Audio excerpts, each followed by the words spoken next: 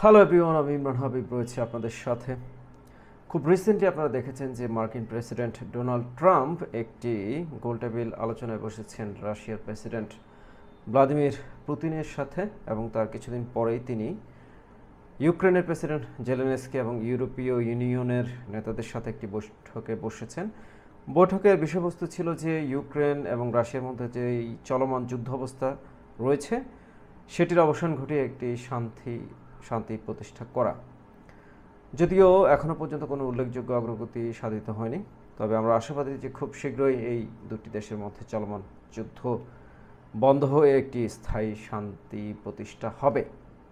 তো এই যুদ্ধের মাঝে অনেক বাংলাদেশি ভাইয়েরা কিন্তু বর্তমানে ইউক্রেন ওয়ার্ক পারমিট ভিসার জন্য আবেদন করছেন, এবং এই আবেদন প্রক্রিয়াটি কিভাবে হবে এবং ইউক্রেন কি আসলেই ভিসা দিচ্ছে কি বাংলাদেশিদের ওয়ার্ক পারমিট ভিসা, এবং যদি ভিসা দিয়ে থাকে সেটির রেশিও কেমন, আর সেখানে গিয়ে আপনি কি আদৌ আর্ন করতে পারবেন, এই বিষয়গুলো নিয়ে আমরা আজকের ভিডিওতে আলোচনা করব।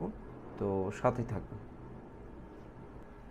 বাংলাদেশি নাগরিকদের জন্য ওয়ার্ক পারমিট ভিসায় যেতে হলে সর্বপ্রথম যে কাজটি করণীয় সেটি হচ্ছে বাংলাদেশে অবস্থিত কোনো বিশ্বস্ত এজেন্সির কাছে গিয়ে আপনি যে ওয়ার্ক পারমিটের জন্য আবেদন করবেন। তো ওয়ার্ক পারমিটটি পাওয়ার পরে আপনাকে যেটি করতে হবে, বাংলাদেশে ইউক্রেনের কোনো স্থায়ী এমবেসি নেই।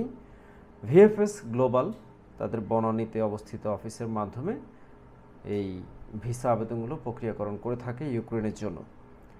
তো সর্বপ্রথম যে কাজটি করতে হবে, আপনি ওয়ার্ক পারমিট অ্যাভেল করার পর যে নিকটস্থ যে কোনো বাংলাদেশি ব্যাংকের ফরেন এক্সচেঞ্জ শাখায় গিয়ে ভিসা ফি টিটি করতে হবে নিউ দিল্লিতে যেই ইউক্রেনের এমবেসি আছে তাদের অ্যাকাউন্টে।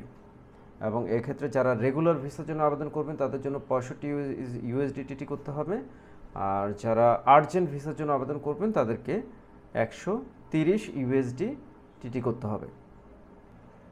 টিটি সম্পন্ন হয়ে গেলে ব্যাংক থেকে টিটি কপি এবং ওয়ার্ক পারমিট নিয়ে আপনাকে যেটা করতে হবে, ভিএফএস একটি অ্যাপয়েন্টমেন্ট বুক করতে হবে, এবং ওই নির্দিষ্ট দিনে আপনার ভিসা অ্যাপ্লিকেশন ফর্ম, আপনার পাসপোর্টের কপি, তারপর আপনার নির্দিষ্ট সাইজের ফটোগ্রাফস, এবং আপনাকে যে মেডিকেল অথবা ট্রাভেল ইন্স্যুরেন্সের কপি, যেটা কিনা অ্যাটলিস্ট 30,000 ইউরো কভার করে, আপনাকে এই ডকুমেন্টসগুলো নিয়ে ভিএফএসে ওই নির্দিষ্ট দিনে জমা দিতে হবে।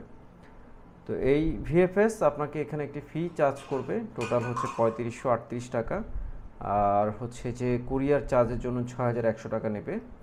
এছাড়াও আপনার যদি এমবেসি থেকে কোনো ইন্টারভিউ কল করে, যেমন ভিডিও কনফারেন্সের মাধ্যমে কথা বলতে চায়, সেখানে কিন্তু একটি ফি অ্যাপ্লিকেবল, এবং এর পরিমাণটা আপনার 5430 টাকা।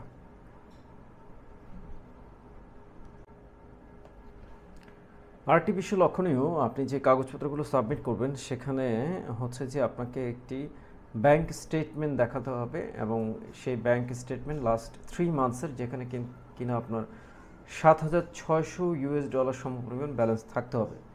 তো এখন যারা ওয়ার্ক পারমিট ভিসা যাচ্ছেন, আমার মনে হয় না তারা এই বিষয়টি আসলে দেখানোর সুযোগ রয়েছে। সেক্ষেত্রে তাদেরকে কিন্তু আপনার যে এমপ্লয়ারের মাধ্যমে আপনি ওয়ার্ক পারমিট পেয়েছেন তাকে যে একটি নিশ্চয়তা দিতে হবে যে আপনার সার্বিক খরচ ওই নিয়োগকর্তা বহন করবেন, তাহলেই আপনি এই বিষয়টি থেকে অব্যাহতি পাবেন। তো সর্বশেষ যেটা বলতে চাই সেটি যে ইউক্রেন ভিসার জন্য আবেদন করার পর আপনাকে কমপক্ষে 10 থেকে 30 দিন 30টি কর্মদিবস অপেক্ষা করতে হবে। এই সময়ের মধ্যে একটা ভিসা ডিসিশন চলে আসবে আশা করা যায়। তো আশার বিষয় হলো যে ইউক্রেনের ভিসা রেশিও খুবই ভালো, এবং যারা ইতিমধ্যে আবেদন করেছেন অনেকেই ভিসা পেয়েছেন এবং অনেকেই ইউক্রেন পৌঁছে গেছেন। তো আপনি যদি সঠিক মাধ্যমে আবেদন করেন, তাহলে আশা করা যায় আপনার ক্ষেত্রেও ভিসা পাওয়ার সম্ভাবনা থেকে যাবে, এবং সেখানে যাওয়ার পর আপনি ভালো আর্ন করতে পারবেন। তো সবাইকে ধন্যবাদ, ভালো থাকবেন, আসসালামু আলাইকুম।